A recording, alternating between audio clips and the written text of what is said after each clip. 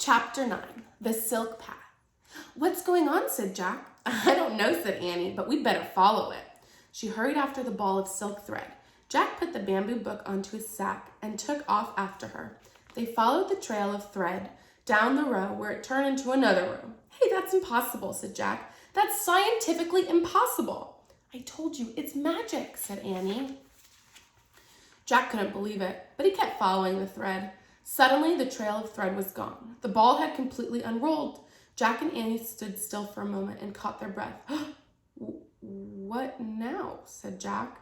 "I guess we go up those stairs," Annie said. "What stairs?" said Jack. "There." Jack looked through the dim light and saw the entrance to a stairway only a few feet away. "Let's get out of here," he said. They ran up the stairs. At the top, they saw that there were in the hall that led to the entrance of the mound. They walked and walked and walked down the lamp-lit passage. Finally, Jack stopped. "I don't remember this hall being so long," he said. "Me either," said Annie. "I guess those weren't the same stairs that we went down.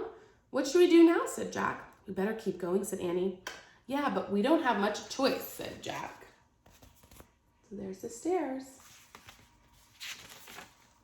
They started walking again. They rounded a corner and came to a door. "Oh, great," said Annie. "Wait, we don't know what's on the other side," said Jack. "Go slow and be careful." "Okay," said Annie. Slowly and carefully, she opened the door, then peeked out. "Yippee," she said softly. Annie stepped into the fading daylight. Jack stepped out after her. The sun had gone down. They were standing outside the gate of the Dragon's King's palace. They could see the market not far away. The stalls were closing for the day. "We're safe," said Annie. Jack breathed a huge sigh of relief. Just then, a gong sounded. It was coming from the tower of the city walls. "Oh man, they're gonna close the gate," said Jack. He clutched his sack as they took off.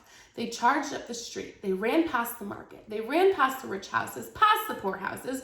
Their straw shoes fell off, but Jack and Annie kept running barefoot. Just as the giant wooden gate started to close, they tore through them. So look, they made it through. Thank goodness.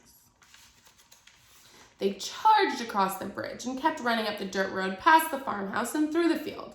By the time they reached their tree, Jack's lungs ached, his heart pounded, his feet burned. He followed Annie up the rope ladder. When they got inside the treehouse, Jack collapsed. "Let's go home," he said out of breath. He reached for the Pennsylvania book. "Wait," said Annie, looking out the window. "They found each other." "Who found who?" said Jack, panting. He dragged himself to the window and looked out. Two figures embraced at the edge of the field. "The silk weaver and the man who takes care of the cows," said Annie. "Oh, yeah," said Jack. "Bye," Annie called to them. The couple waved back. Annie sighed happily. "We can leave now," she said. Jack opened the Pennsylvania book and pointed at the picture of the Frog Creek woods. "I wish we could go there," he said. The wind started to blow. Jack looked out one more time at the Chinese couple. They seemed to be glowing like stars. The treehouse started to spin. It spun faster and faster, and then everything was absolutely still. That was chapter 9.